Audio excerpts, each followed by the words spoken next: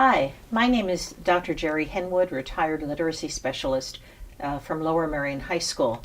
Today I have the real privilege, and I'm going to even use the word honor, to interview two young men who recently graduated from Radnor High School, which, according to the U.S. News and World Report, were ranked very highly, number 3 in Pennsylvania, number 148 in the STEM program, and number 363 nationally.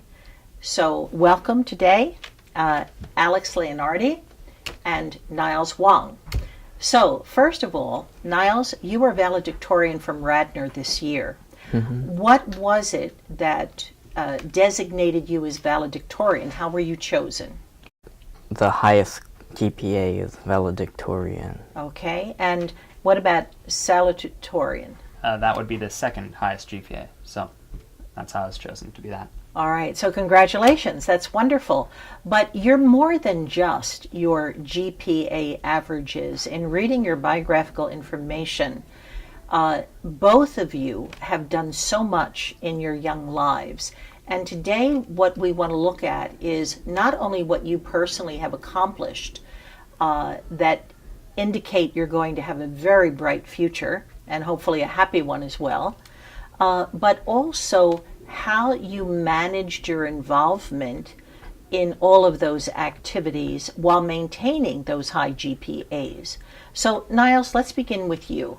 In addition to being number 1 in your class at Radnor, what kind of extracurricular activities were you involved in?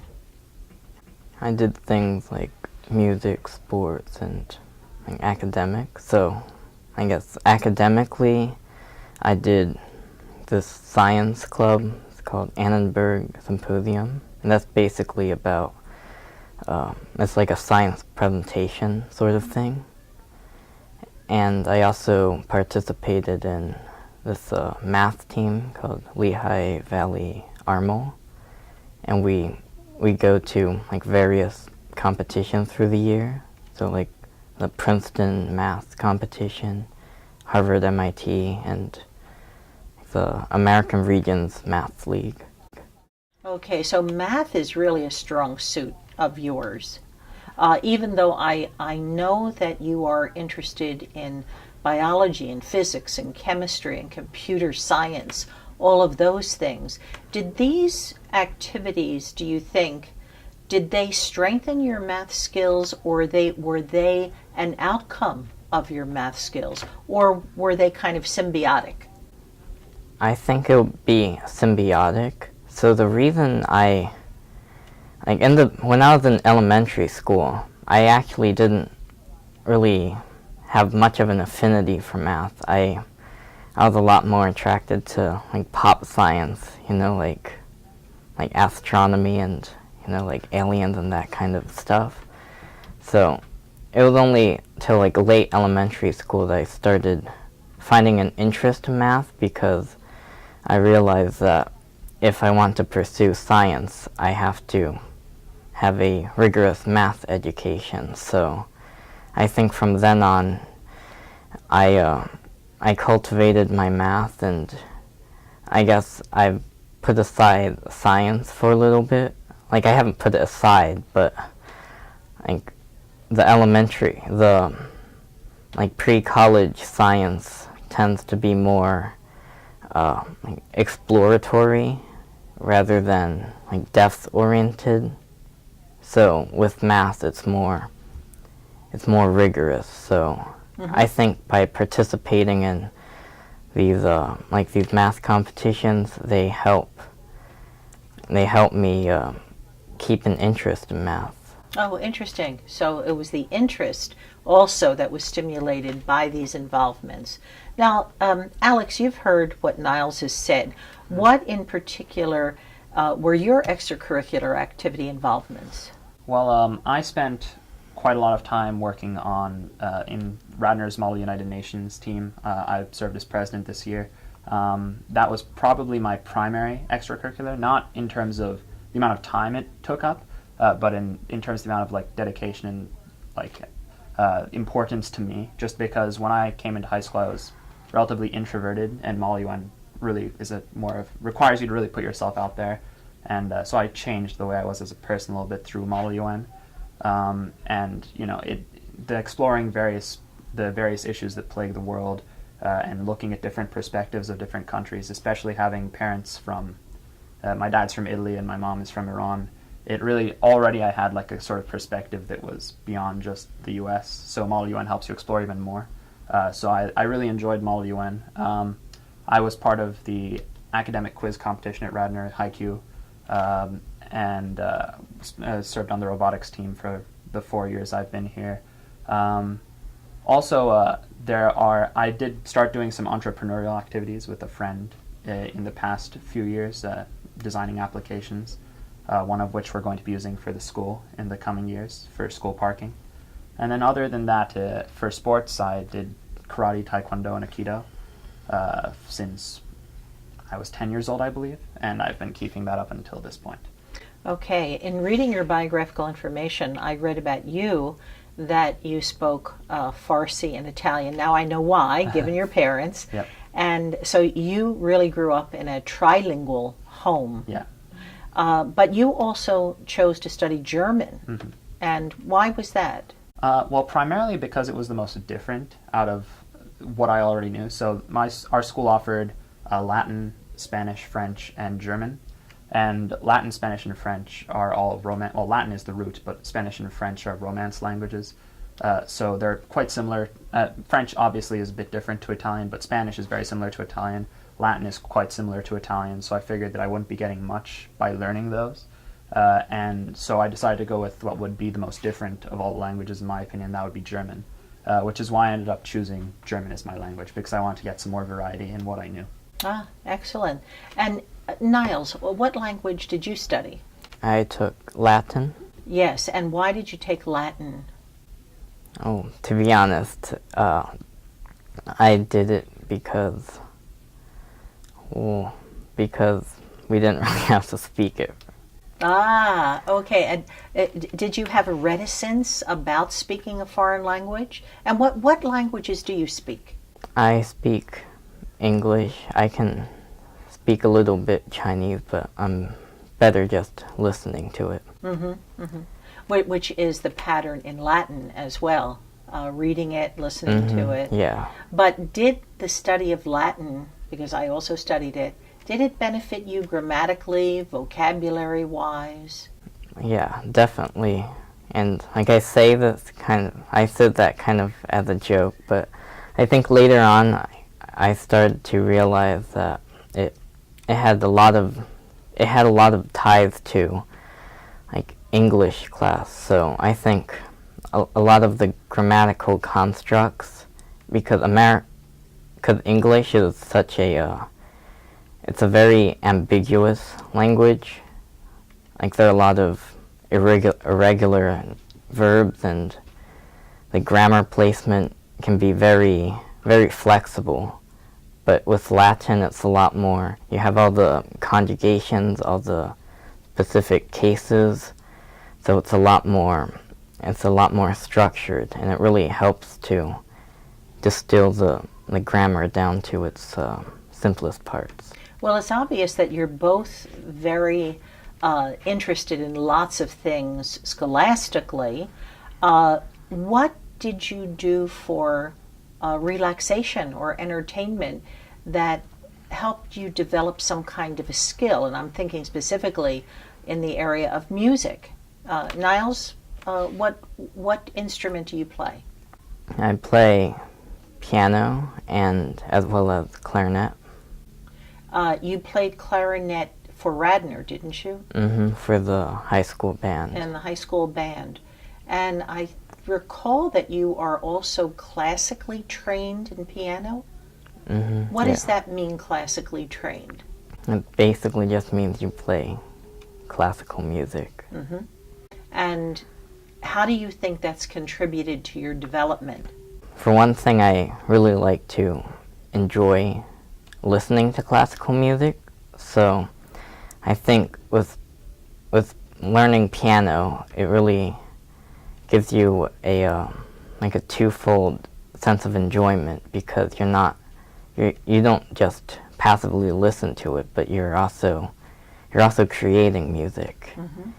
And well, I think that both Alex and I took a course this year, AP Music Theory, and I think that course really, I'm sure that both of us really got to see and appreciate music on a whole different level, because you can see all the like melodic progressions, you can see all the patterns and the form of music.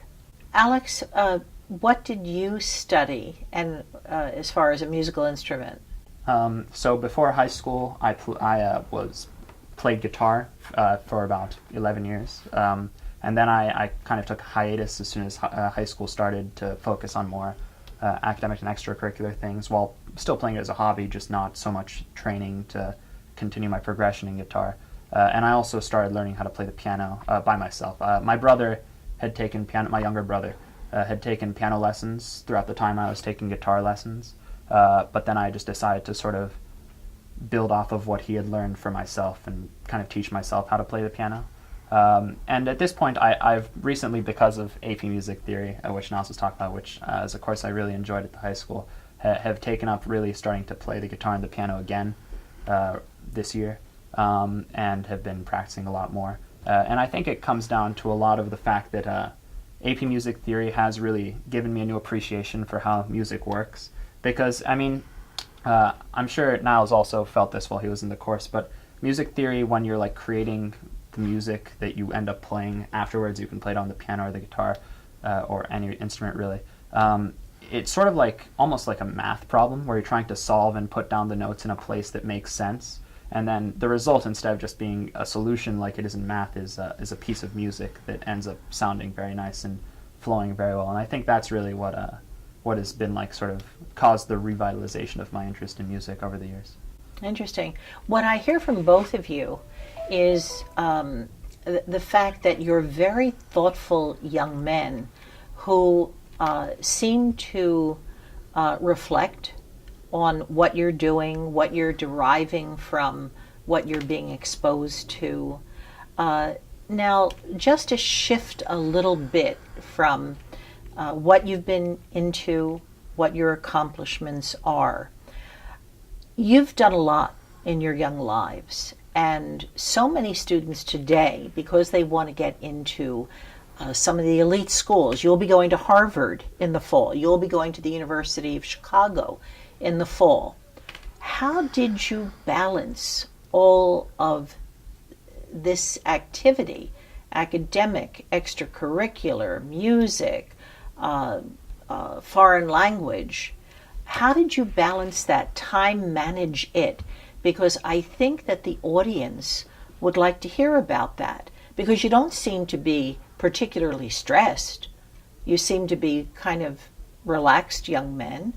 So could you comment on how you managed your time with all these demands? We'll start with Niles. I think that for me personally, it might sound like a paradox, but I've heard this from many other students as well, but it seems like the more extracurriculars you do, the more you have to consciously plan your time, so you end up becoming more productive. Okay, that's a good thought, and there is a saying, give a busy man something to do and he'll get it done. So what about you, Alex? How did you time manage everything? Well, for me personally, it was kind of a progression. So in freshman year, I didn't have too much extracurricularly like on my plate per se. I had really only decided to sign up for 2 major time commitment clubs and was doing the stuff that I'd already been doing. So I already knew that I could manage the time for what I'd previously been doing, which would be like the karate, the music if I wanted to do it. But then I sort of started adding things on, and as the years progressed, I would add more things on until I realized that until I reached a point where I was like, okay, this is enough. I have a comfortable mix of time to spent doing things and time spent focusing on grades and homework and relaxing a little bit and maintaining my mental health. But I do agree with Niles that the more that I started adding things to like my schedule. Like the first year I started off by adding on the academic quiz team in robotics, and then the next year I added on Model UN and stuff like that. The more I added on, the more capable I felt I was able to do everything in time and like productively, efficiently, if you will. So I feel like it is really, once you start dedicating your time to doing the activities that you're doing and figuring out how to do them well and efficiently, then you can add on more things. And then by the end, you'll end up with a sizable amount of activities that you're participating in. Mm-hmm. I have a question for you regarding the way you approached your study, because that involves time management. Did you, sometimes as literacy specialist, I would recommend to students, start with what you enjoy and what you know well, because you will get through that more quickly. Leave the time at the end for the things that you struggle a bit with, so that you can devote more time to it. That's part of time management. How did you handle things that you did well compared to things that you didn't do as well in? Let's start with Alex this time. When it comes to extracurriculars and doing things not well in extracurriculars versus well, I did tend to focus on getting, actually this applies to really both things, both academically and extracurricularly. I would try to get the things that I could do easily out of the way quickly, in a way that I thought would be sufficient, because I feel like a lot of doing well in school came down to managing the time in a way that would produce the best possible result, without necessarily being perfect in like everything per se. So, for example, I early on really enjoyed, well, still do enjoy science a lot. I'm not planning to pursue science, but I've always, taken it throughout high school, and for me, science was relatively easy, more so than some of the other courses I was taking, like math, stuff like that. So I decided to do my science quickly, get it out of the way, and do it in a way that would, I thought would be sufficient, but not necessarily, the top performance that I could do. So that then I could have sufficient time to focus on the things that I would have to put in more effort into. Like last year I was in Calculus BC, which was a tough course. I ended up enjoying it very much, but it really required a lot of time to be put into it. Otherwise, I feel like if you know that you can finish something in a given amount of time, if you've gotten used to it, then it makes sense to try and see how quickly you can end up finishing that without sacrificing too much of the outcome, and then fill in the rest of the time by developing yourself and improving the things that you're not good at. And I think that was a very important part of high school for me. Oh, good. How would you respond to that, Niles? My work ethic was kind of like as Alex said, and as you said, as I usually try to do the things that the subjects that I felt I was strongest in, and those tended to be like subjects where there are straightforward answers, so like math and science. I usually, I guess for the normal school day, when I go back, when I return home, I would usually try to do science and math and like Latin maybe. I'd try to do those in like the first 1 or 2 hours, like while I was still kind of awake. And like sometimes I'd have sports like ultimate frisbee, which would be like around 5:30, so that would kind of cut into my time. And after that, I'd spend more time on the things I wasn't as strong in, like English and more open-ended kind of topics. Right. I have a question. Sometimes high-achieving students want to get all A's, want to hit that top GPA, and they get very upset when they get a test back or an essay back that is below what their targeted goal was. How did you ever face a situation like that, and how did you handle it? Psychologically, what was your attitude? There have been like multiple tests or essays in like instances that I've gone back where it wasn't necessarily the grade that I wanted on the test or the essay, but one thing that I've always tried to do is like set myself up so that any individual test or essay has as little impact on like my overall goal as possible. So for example, like I would try to put in all of my effort early in the year to ensure that my grades would be where I wanted them to be. And then as the year progresses, I knew that if I would get like a test, you know, that was not necessarily what I wanted it to be in terms of a grade, I would have a buffer prepared so that I could maintain the grade that I wanted by the end of the year. So it got to the point where like early on, like when I started getting tests back in some of my more difficult courses, like math, for example, I've always tried to like challenge myself in math. So it's been difficult. It's probably been my most difficult subject over the past few years, just because I've chosen to take like the most difficult courses that are offered at school. Niles has also done so, but he's a math genius, so it's not quite the same level. But what basically has happened is that you get used to kind of getting grades back that aren't exactly what you want, and you just have to figure out ways to sort of. I think the best thing to do is to keep a cool head once you get it, and then try and figure out how you can improve for the next time. Because once it happens, it happens. There's nothing you can do to go back and change it. And to be stressed about it without really using that as motivation to come up with a solution, it is really just bad for your mental health and produces no good results. So I've kind of gotten to the point where if I get a bad test or a bad essay grade back, I breathe in and then I continue on trying to figure out how to make it better. How would you respond to that question, Niles? I think what Alex said, it's definitely good advice. So I think that one of the key things after you get a bad grade is to know that it shouldn't have, or if you want to get a good grade and a good overall grade in your class, a bad test should not really have any bearing on your mindset.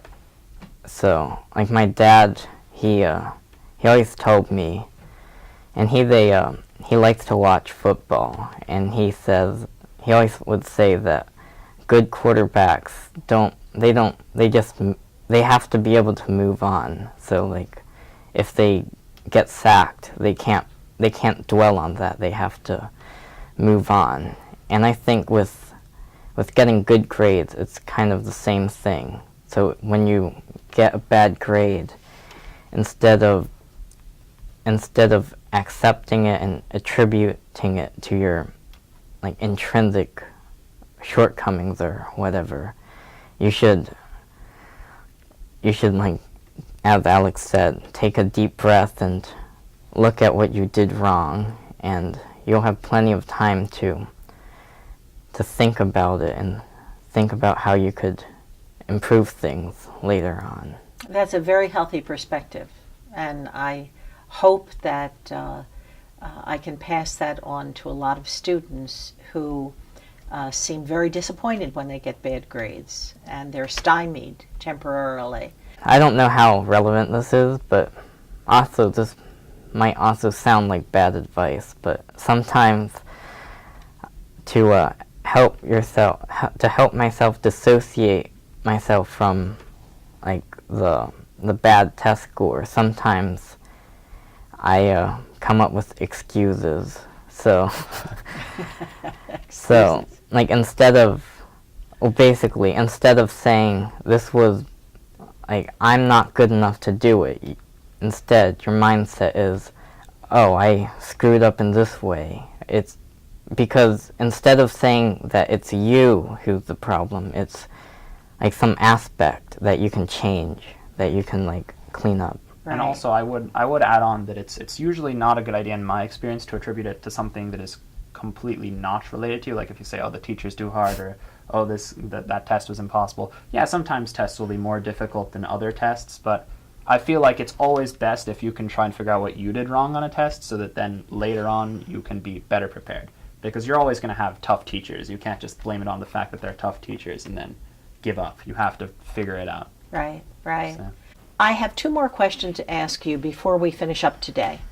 The first is, you mentioned your father and his advice relevant to a quarterback and how they handle getting sacked and so forth.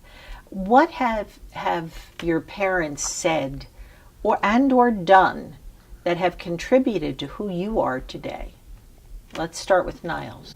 So one thing that I always have in my head is that my dad, he came from China, and I think he went to America for college to study, and he I think there's this award, there's this grant, and like at age 14 he went to college because he took this like nationwide exam, and I think he got 9th or 8th in the nation. So he went to grad school at 18, and it's just like whenever I'm working, I always have that as inspiration because my parents have done so much.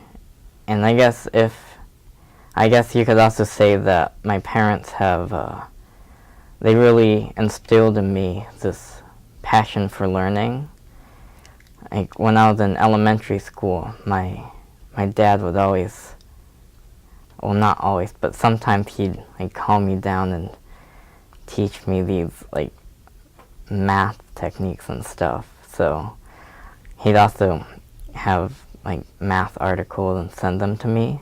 So that really, I guess, I don't want to say didactic, but his didactic approach kind of impressed on me. Very good. Good. And how about you, Alex? So I think that, well, other than the fact that, both my parents came from such diverse backgrounds, and that kind of helped shape my interest in these different, perspectives. My mom worked as a radiologist while I was in middle school, but she took off work to kind of help me throughout high school to ensure that, I could focus on my learning and my extracurricular activities. So she would like take care of the house and ensure that we had food and we had, clothing, and that was very nice of her. It was a big sacrifice on her part to, take off the job that she loved doing to help me grow as like a person and reach my maximum potential. So I thank her for that. And I thank my dad for always he works very, very hard to keep our family. He's a cardiologist, and he works incredibly long hours to ensure that we have what we want and what we need. So the thing that I think they've given me the most, other than just making it easier for me to be able to pursue my interests, is they've given me a lot of independence in terms of what I want to pursue. They've always kind of been accepting of what I wanted to do, and they had faith that I'd be able to, do what I wanted and do it well, and reach a point where I'd be happy with myself. And I think that sort of acceptance and allowing me to just explore what I want is something that I'm very appreciative of. I'm sure many people don't have. Great. And finally, what will you be pursuing at the University of Chicago? Do you know? And do you have an idea where you might be in 5 years? Currently I'm undecided, but I'm probably considering something either in computer science or biochemistry. And in 5 years, I'd probably be in like grad school or something. How about you, Alex? I am thinking about studying either economics and computer science, but I'm not entirely sure yet as well. I'm mostly undecided. That's very subject to change, especially going to a liberal arts college where I'll be getting a lot more sort of exposure to different subjects. So I'm planning on it changing, and if not, 5 years from now, probably also in grad school, studying maybe business or finance or something of the like. Right. Okay. Well, again, thank you so much for coming today, and my best to you in the future. Thank you you very much. You are watching Radnor Studio 21, an arts, educational, and entertainment station proudly serving the main line and greater surrounding area.